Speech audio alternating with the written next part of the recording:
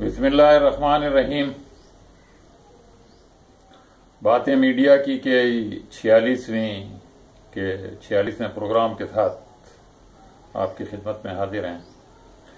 ممتاز صحافی اور دانشور جناب عبدالکریم عابد کی کتاب سفر آدھی صدی کا تعارف و تلخیص جاری تھی۔ پچھلی 6 قسطوں میں اس کتاب کے بارے میں تفصیلاً بات چیت ہوئی ہے۔ آج یہ اس کی 7ویں قسط ہے اور غالباً یہ آخری ہوگی۔ پچھلی اقساط میں ہم 1-2 باتیں جو اہم ہیں بتانا بھول گئے۔ عابد صاحب نے میر خلیل الرحمن عنایت اللہ اور مجید نظامی جو تینوں بڑے صحافی تھے اور بڑے اخبارات کے مالک تھے کا موازنہ کیا تھا۔ 2 حضرات کے بارے میں ہم بتا چکے تھے۔ مجید نظامی صاحب کے بارے میں وہ لکھتے ہیں کہ ان کا کمال یہ تھا کہ انہوں نے خراب سے خراب حالات میں، مشکل ادوار میں، ڈکٹیٹرز کے دور میں نوائے وقت کی اپنی پالیسی برقرار رکھی اور بہت ہی سلیقے کے ساتھ، بہت ہی ہوش مندی کے ساتھ اپنی پالیسی کو برقرار رکھتے تھے۔ انہوں نے اپنے اخبارات کو چلایا۔ ان کا اخبار اپوزیشن کا ایک اخبار تھا اور انہوں نے اس حیثیت کو ہمیشہ برقرار رکھا۔ اور بعد میں ایسا وقت بھی آیا کہ کچھ صاحبان اقتدار ان سے مشورے بھی کیا کرتے تھے۔ بہرحال یہ ایک مجید نظامی صاحب کے بارے میں بات تھی۔ ایک اور بات انہوں نے ریڈیو پاکستان کے بارے میں بتایا۔ انہوں نے بتایا کہ ریڈیو پاکستان ایک ایسا ادارہ تھا، گرچہ سرکاری ادارہ تھا، کہ وہ بے روزگار صحافیوں کے بڑے کام آتا تھا۔ خواہ وہ صحافی مالکان کی طرف سے نکالے گئے ہوں، مالی معاملات کی وجہ سے وہ علیحدہ ہو گئے ہوں، یا حکومتی دباؤ کی وجہ سے، لیکن ریڈیو پاکستان ان کو ایسے وقت میں کم معاوضہ صحیح لیکن خبروں کے ترجمے کے حوالے سے اور خبروں پر، حالات حاضرہ پر تبصرے کے حوالے سے ان حضرات کو مدعو کرتا تھا۔ اور بڑے بڑے دائیں اور بائیں دونوں بازوؤں کے صحافی جب اخبارات سے نکالے گئے یا اخبارات سے فارغ ہوئے یا خود کسی وجہ سے وہاں سے علیحدہ ہوئے، انہوں نے ریڈیو پاکستان کے شعبہ خبر میں خدمات انجام دی۔ اور وہ اپنے زمانے کی بات کرتے ہیں۔ وہ کہتے ہیں کہ میں جب ریڈیو پاکستان میں خبروں کے ترجمے کے لیے گیا تو اس وقت ادریس صدیقی جیسے کونا مخش صحافی اردو یونٹ کے انچارج تھے اور وہاں انہوں نے خدمات انجام دی۔ وہ کہتے ہیں شکیل احمد اس وقت نیوز ریڈنگ کیا کرتے تھے، جن کا ایک بڑا نام تھا۔ وہ کہتے ہیں شکیل احمد نے ان کو بتایا کہ روزانہ کیسٹر آئل کا 1 کپ پی کر آتے ہیں، جس کی وجہ سے ان کی آواز کا وہ دبدبہ، وہ روب قائم ہے۔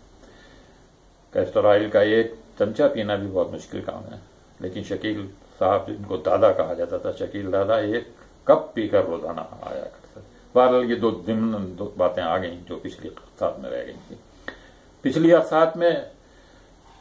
پچھلی قسط میں بلکہ سن 70 کے انتخابات سے پہلے کی صورتحال کا ذکر تھا اور اسی ذکر کو ہم آگے بڑھاتے ہیں۔ عابد صاحب لکھتے ہیں کہ انتخابات سے قبل یحییٰ خان کی حکومت کی کوشش یہ تھی کہ ساری جماعتیں تھوڑی تھوڑی نشستیں لے کر کامیاب ہوں، کوئی ایک جماعت ڈومینیٹ نہ کرے۔ اس کے لیے انہوں نے پھوٹ ڈالو اور حکومت کرو والی پالیسی اپنائی تھی۔ مشرقی پاکستان میں شیخ مجیب کو مکمل آزادی تھی، اسی طرح مغربی پاکستان میں بھی بہت سی جماعتوں کو مکمل آزادی تھی کہ وہ جو چاہیں کریں۔ پھوٹ ڈالو والی پالیسی کے تحت انہوں نے دولتانہ جو کونسل مسلم لیگ کے لیڈر تھے اور خان عبدالقیوم خان جو دونوں مسلم لیگی تھے، ان کو ملنے نہیں دیا ان کو آپس میں۔ اسی طرح دینی جماعتوں میں بھی انہوں نے تفرقہ ڈالا۔ جمعیت علماء پاکستان جو بہت عرصے سے سوئی ہوئی تھی، اس کو یکایک کھڑا کر دیا گیا۔ جماعت اسلامی کو یہ باور کرایا گیا کہ صاحب آپ کو تو بہت ہی زیادہ نشستیں ملنے والی ہیں، آپ سویپ کرنے والے ہیں۔ حالانکہ ایسی بات نہیں تھی اور خود جو جہاں دیدہ لوگ تھے وہ یہ بات جماعت کے لوگوں کو بتایا کرتے تھے کہ ایسا بہت مشکل ہے، جس پر وہ لوگ ناراض بھی ہو جایا کرتے تھے۔ وہ ایک بات بڑی عجیب سی کہتے ہیں کہ بھٹو صاحب جب ایوب خان کی حکومت سے علیحدہ ہو گئے تو پیپل پارٹی بنانے سے پہلے انہوں نے بے شمار سیاسی لیڈروں سے رابطے کیے، خان عبدالولی خان سے بھی ملے، حد یہ ہے کہ جماعت اسلامی کے کراچی کے رہنما چودھری غلام محمد جو بہت بڑے لیڈر تھے ان سے بھی ان کا رابطہ تھا، اور وہ اس کوشش میں تھے کہ زیادہ سے زیادہ لوگ ان کے ساتھ آئیں۔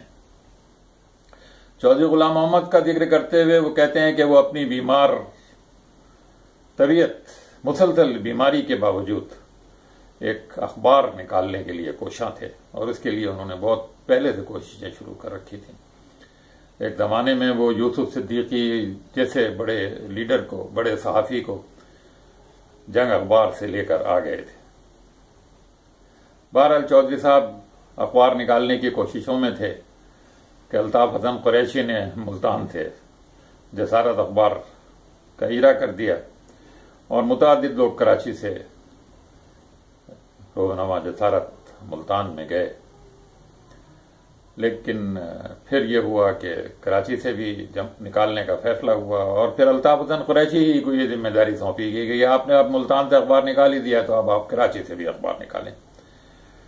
اور اس اخبار میں نیّر علوی اور عبد الکریم عابد اور صلاح الدین صاحب جو ملتان میں تھے، متین الرحمان مرتضیٰ جو ملتان میں تھے، ان کو بھی کراچی بلا لیا گیا۔ عبد الکریم عابد صاحب اس کے میگزین ایڈیٹر تھے، لیکن پھر ہوا یہ کہ الطاف حسن قریشی علیحدہ ہو گئے، نیّر علوی بھی چلے گئے، اور پھر عابد صاحب اس کے ایڈیٹر بنے۔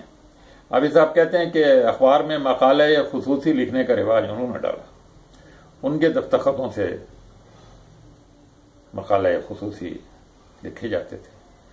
بھٹو صاحب کے دور میں بڑا کڑا وقت گزرا جسارت پر، اس پر ایک مرتبہ حملہ بھی ہوا اور پھر اس کو مستقل بند کر دیا گیا، اور اس کے بعد جب بھٹو صاحب کی حکومت گئی ہے تو پھر دوبارہ جسارت اخبار بحال ہوا۔ وہ کہتے ہیں اس وقت بھی جنرل ضیاء کے دور میں بھی سینسرشپ رائج تھی، اور وہ پھر بھی مقالے خصوصی لکھا کرتے تھے، اور اس مقالے خصوصی میں وہ کہتے ہیں کہ پیپل پارٹی مخالف ہونے کے باوجود اس کے حق سیاست کا وہ دفاع کرتے تھے۔ وہ کہتے تھے کہ جیسی بھی پارٹی ہے، جو بھی پارٹی ہے، اس کو اگر سیاست کرتی ہے تو اس کو کرتے دیں۔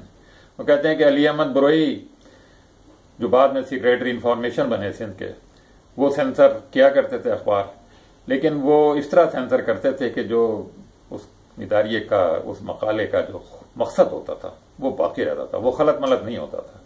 یہ ان کا کمال تھا۔ وہ کہتے ہیں کہ میں روزنامہ جسارت کا 3 بار ایڈیٹر بنا ہوں، اور تینوں بار میں نے کوشش کی کہ اخبار کی پالیسی غیر جانبدارانہ نہ، اور ایک اخبار کی طرح کی پالیسی ہو، کسی جماعت کا خالصتاً کسی ایک جماعت کا ترجمان بن کے نہ رہ جائے۔ وہ کہتے ہیں کہ صلاح الدین صاحب بھی ایڈیٹر رہے، محمود احمد مدنی صاحب بھی ایڈیٹر رہے، اور پھر میں ان سے پہلے بھی اور ان کے بعد بھی ایڈیٹر رہا۔ وہ کہتے ہیں کہ جنرل ضیاء شروع میں ابتداً بھٹو صاحب کے مخالف نہیں تھے، وہ ان کے وفادار تھے، لائل تھے، اور دوسرے جنرل مخالف تھے، لیکن وہ کہتے ہیں بھٹو صاحب کے جارحانہ رویے نے بھی ان کو بھی سخت مخالف بنا دیا، اور پھر جو کچھ ہوا وہ سب کے سامنے ہے۔ وہ کہتے ہیں کہ جنرل ضیاء الحق متکبر بالکل نہیں تھے، بہت ہی انکسار ان کی طبیعت میں تھا، ذاتی زندگی میں بڑے ایماندار تھے، کوئی کرپشن کا داغ ان پر نہیں تھا، کبھی انہوں نے اپنے بیٹوں کو اس طرف نہیں آنے دیا، سیاست کے قریب بھی نہیں آنے دیا، ملک کے معاملات کے اندر دخیل نہیں ہونے دیا، اور ان کے بیٹے ملازمتیں کرتے رہے۔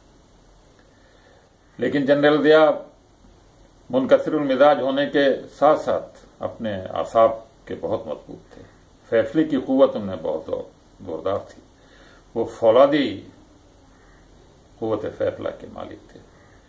یہی وجہ ہے کہ جو فیصلے پھر کیے گئے ان پر وہ ڈٹے رہے، اور بے شمار بڑے ملکوں کے دباؤ اور مخالفت کے باوجود انہوں نے اپنے فیصلوں پر عمل درآمد کرایا۔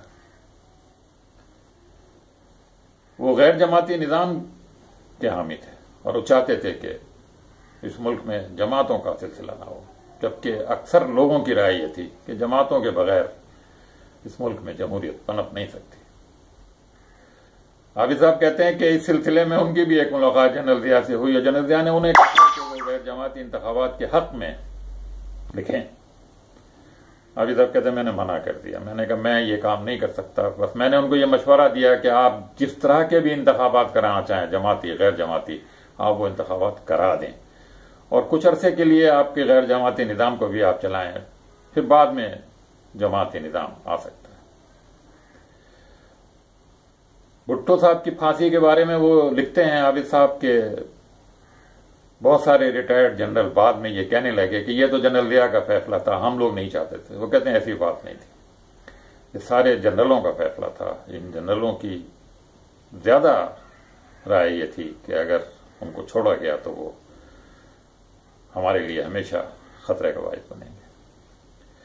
عابد صاحب نے سندھی قوم پرستی کے بارے میں تو پچھلے 4-5 سال پہلے کافی کالم اور مقالات حریت میں لکھے تھے.